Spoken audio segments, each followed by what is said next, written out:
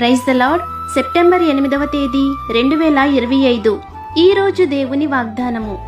యెహోవా, నీ రక్షణను బట్టి మేము జయోత్సాహము చేయుచున్నాము. మా దేవుని నామమును బట్టి మా ధ్వజమెత్తుచున్నాము. నీ ప్రార్థనలన్నీయు యెహోవా సఫలపరచునుగాక. కీర్తనల గ్రంథము 20వ అధ్యాయము 5వ వచనం.